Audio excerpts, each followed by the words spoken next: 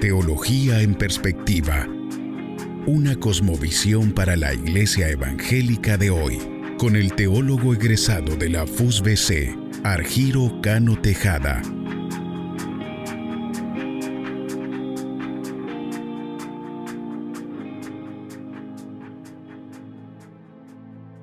Pan y circo, San Juan capítulo número 6, versículo del 22 al 59. En esta oportunidad les estaré compartiendo de este texto, en primer lugar, lo que es el pan desde varios acercamientos, político, sociocultural y económico. Luego, en segundo lugar, entraré a la parte exegética y veremos el contexto lejano y cercano. Como tercer punto, entraré a desarrollar 3 preguntas. En cuarto lugar, veremos cuál es el centro del texto y por último una petición, una murmuración y mis conclusiones. La BBC publicó un comunicado sobre los países que sufren más hambre y sequías en el mundo. Abro comillas.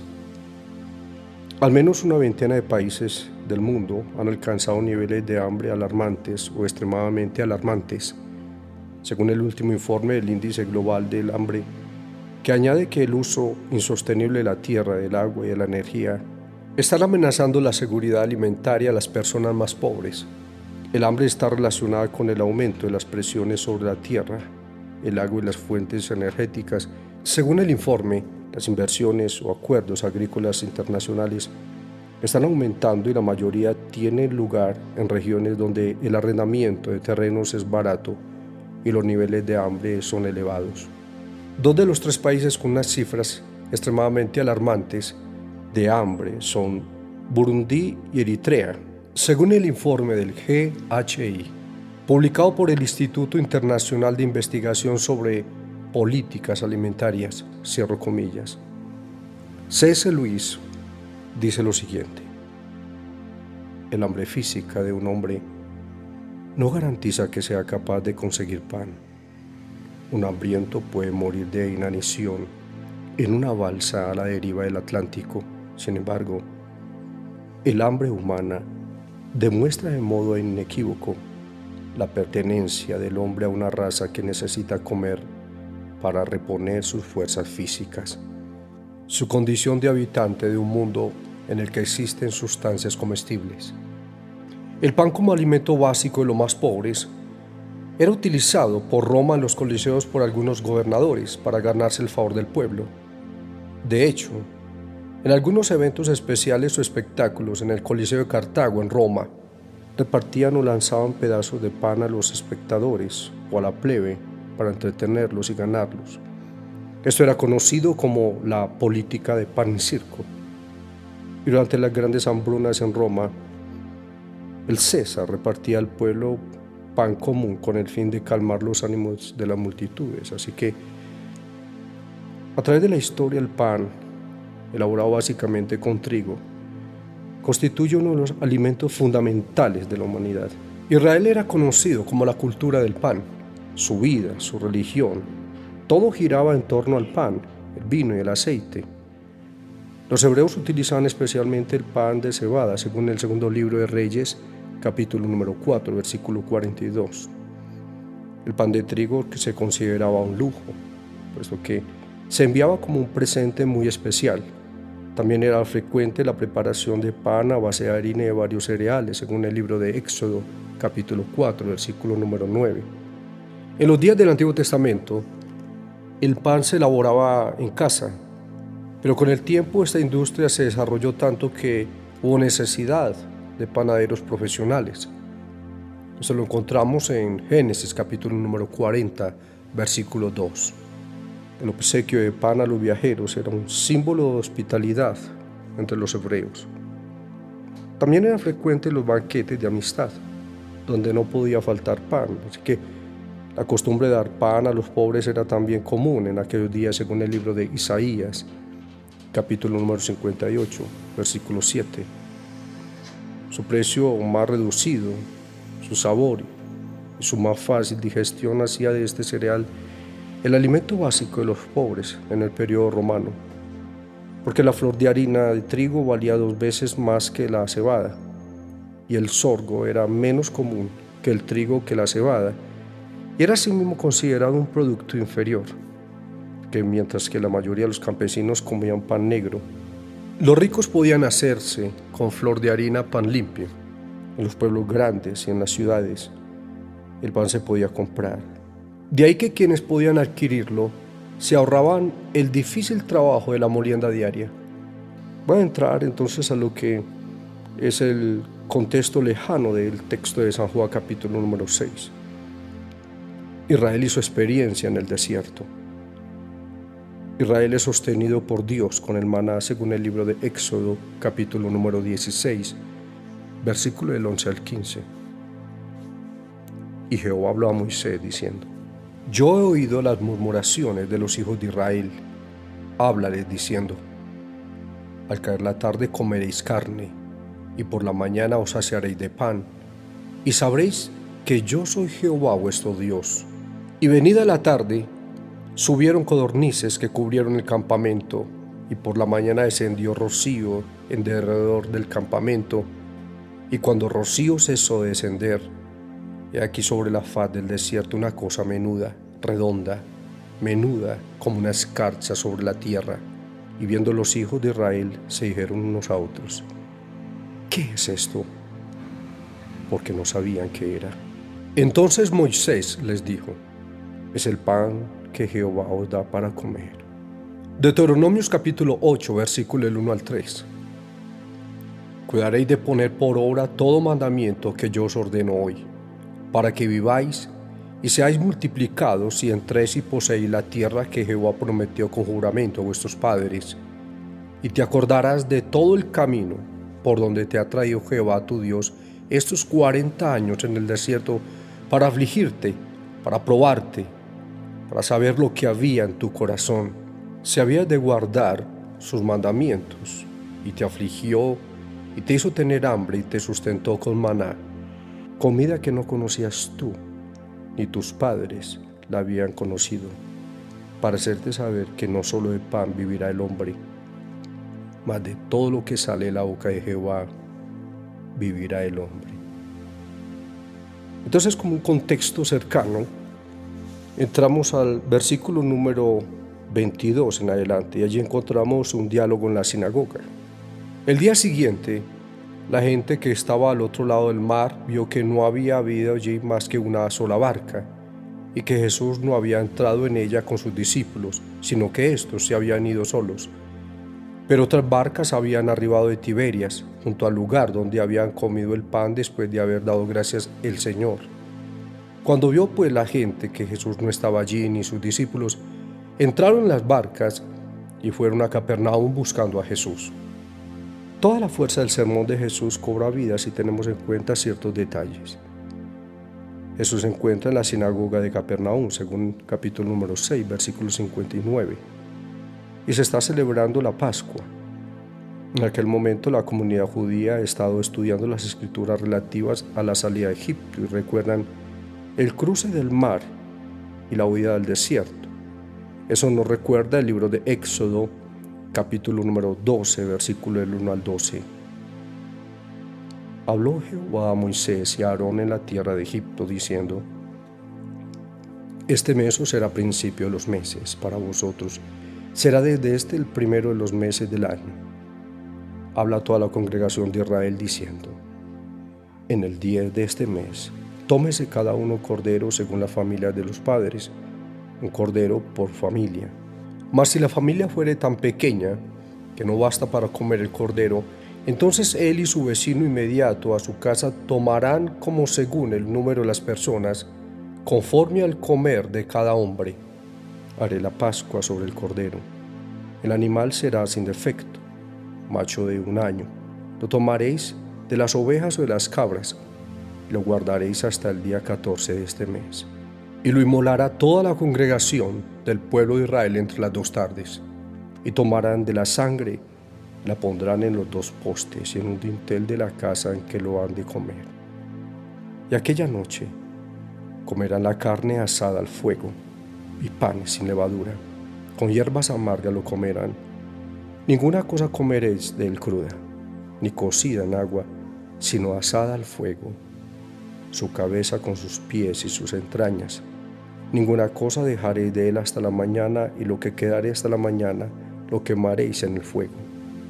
Y lo comeréis así, ceñidos vuestros lomos, vuestro calzado en vuestros pies, y vuestro bordón en vuestra mano, y lo comeréis apresuradamente en la Pascua de Jehová, pues yo pasaré aquella noche por la tierra de Egipto, y heriré a toda primogénito en la tierra de Egipto, así de los hombres como de las bestias, y ejecutaré mis juicios en todos los dioses de Egipto, yo, Jehová. Así que entramos a la primera pregunta que abre el diálogo. Esto lo encontramos del versículo 25 al 27. Y hallándole al otro lado del mar le dijeron: Rabí, ¿cuándo llegaste acá?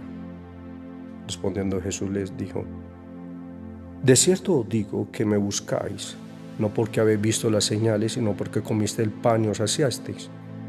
Trabajad, no por la comida que perece, sino por la que a vida eterna permanece, la cual el Hijo del Hombre os dará, porque a este señaló Dios el Padre en su enseñanza en la sinagoga.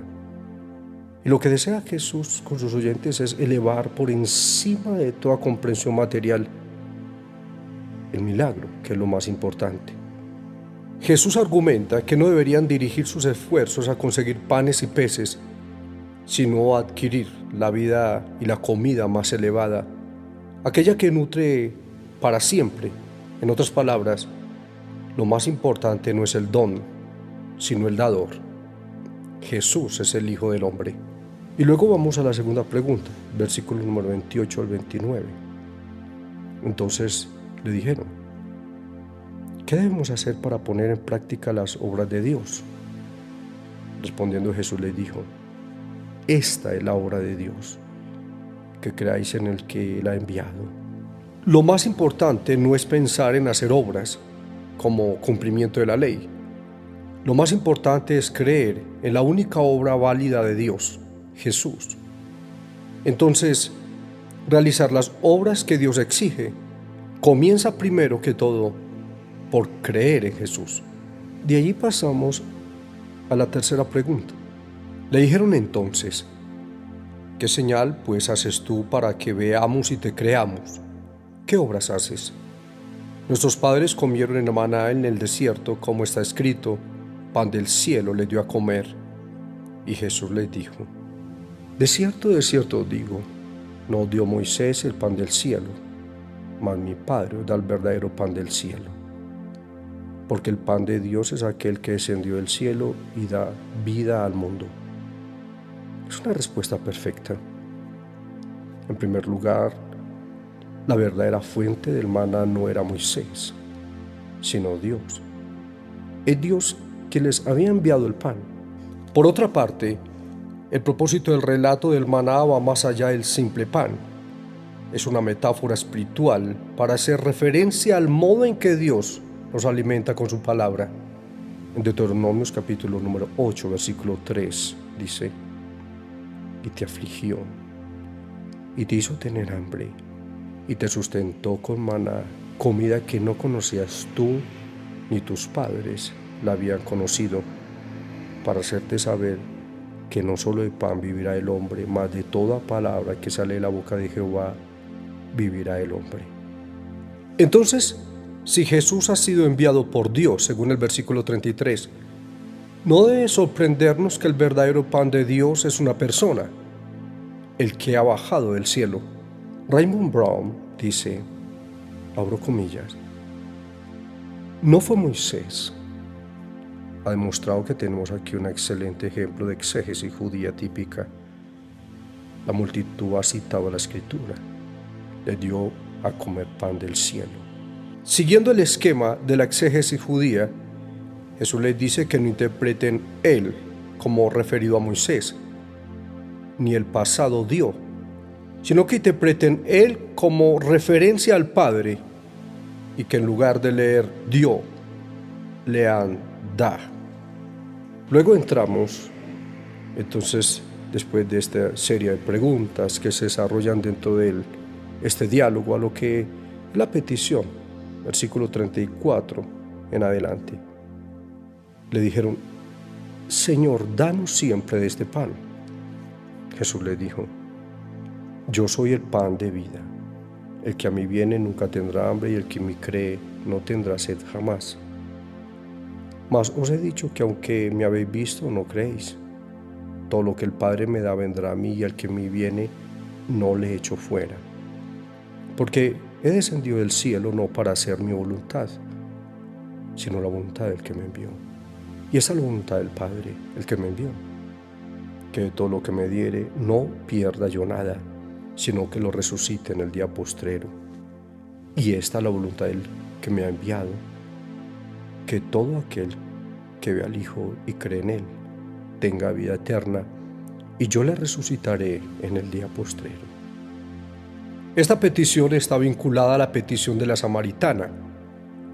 Ellos le dijeron: Señor, danos siempre este pan. En San Juan capítulo 4, versículo 15, la mujer le dijo: Señor, dame de esa agua para que no tenga yo sed, ni venga aquí a sacarla. Así que Jesús aparece como un pan vivo, un pan personal, un pan humano, que sacia un hambre distinta, que atormenta a los hombres desde el mismo principio de los tiempos. En ese sentido se identifica con el árbol de la vida, según Génesis capítulo número 2 al 3. Pero también este texto nos recuerda al yo soy de Juan. Yo soy el pan de vida, capítulo número 6, versículo 35. Yo soy la luz del mundo, capítulo número 8, versículo 12. Yo soy la puerta de las ovejas, capítulo 10, versículo 7. Yo soy el buen pastor, capítulo 10, versículo 11. Yo soy la resurrección y la vida, capítulo 11, versículo 25. Yo soy el camino, la verdad y la vida, capítulo 14, versículo 6. Y yo soy la vid verdadera, capítulo 15, versículo 1 al 5. Y después de esta petición, entramos a lo que es la murmuración. Versículo 41. Murmuraban entonces de él los judíos, porque había dicho: yo soy el pan que descendió del cielo. Y decían: ¿no es este Jesús el hijo de José, cuyo padre y madre nosotros conocemos? ¿Cómo pues dice este: del cielo he descendido? Jesús respondió y les dijo: no murmuréis entre vosotros. Ninguno puede venir a mí si el Padre que me envió no le trae, y yo le resucitaré en el día postrero. Escrito está en los profetas, y serán todos enseñados por Dios. Así que todo aquel que oyó al Padre y aprendió de él viene a mí. No que alguno haya visto al Padre, sino aquel que vino de Dios. Este ha visto al Padre. De cierto os digo que el que cree en mí tiene vida eterna. Yo soy el pan de vida. Vuestros padres comieron el maná en el desierto y murieron. Este es el pan que descendió del cielo, para que el que de él come no muera. Yo soy el pan vivo que descendió del cielo. Si alguno comiere este pan, vivirá para siempre. Y el que yo daré es mi carne, la cual yo daré por la vida del mundo. Esta murmuración la encontramos en los versículos 41, 43 y 52. Ellos continúan oyéndolo en el nivel completamente equivocado. Aunque él se refiere claramente a la vida eterna y no al pan literal, la murmuración de ellos alude a la murmuración de Israel en el desierto contra Moisés. Éxodo capítulo número 15, versículo 24. Entonces el pueblo murmuró contra Moisés y dijo: ¿qué hemos de beber? Después de esto entraré entonces a lo que es el centro del mensaje. Eso lo encontramos en el versículo número 52. Entonces los judíos contendían entre sí diciendo: ¿cómo puede darnos a comer su carne? Jesús les dijo: de cierto os digo, si no coméis la carne del Hijo del Hombre y bebéis su sangre, no tenéis vida en vosotros. El que come mi carne y bebe mi sangre tiene vida eterna, y yo le resucitaré en el día postrero. Porque mi carne es verdadera comida y mi sangre es verdadera bebida. El que come mi carne y bebe mi sangre, en mí permanece y yo en él. Como me envió el Padre viviente, y yo vivo por el Padre, asimismo el que me come, él también vivirá por mí. Este es el pan que descendió del cielo, no como nuestros padres comieron el maná y murieron. el que come de este pan vivirá para siempre. Estas cosas dijo en la sinagoga, enseñando en Capernaum. Lo que Jesús está proponiendo no es un cierto tipo de canibalismo religioso. Porque cuando Jesús habla de comer mi carne y beber mi sangre, utiliza imágenes literarias que van mucho más allá de la Pascua. Así que el ofrecimiento de Jesús está altamente relacionado con la última cena por varias razones. Primero, porque beber sangre estaba prohibido por la ley en el Antiguo Testamento, según Génesis capítulo número 9, versículo 4, y el libro de Levíticos capítulo 3, versículo 17.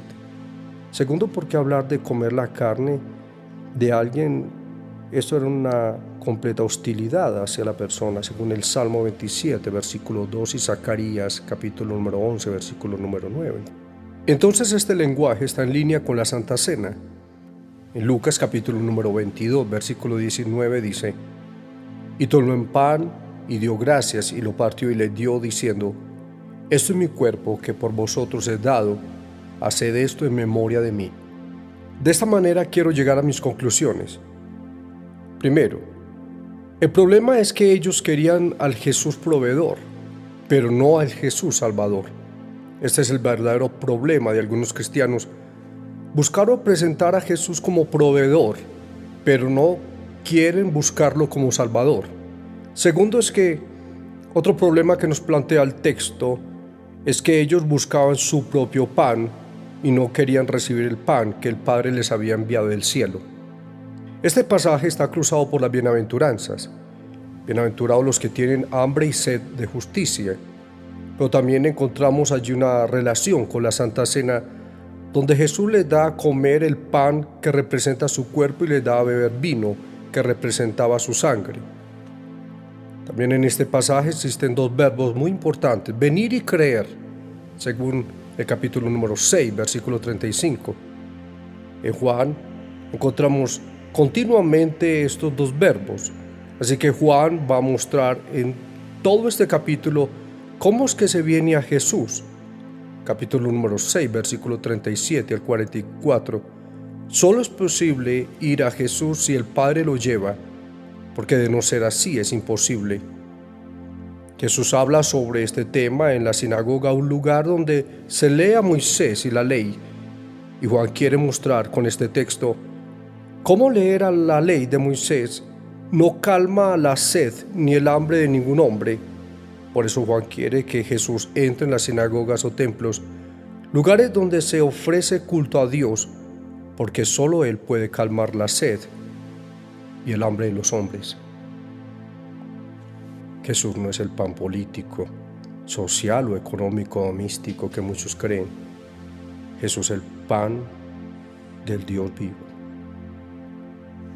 Por último, creo que hoy no tenemos circo romano donde se lanzaba pan a las multitudes en medio de grandes espectáculos sangrientos, pero sí lugares de espectáculos cristianos donde, igual que los romanos, solo quieren ofrecer pan y circo. Hasta pronto.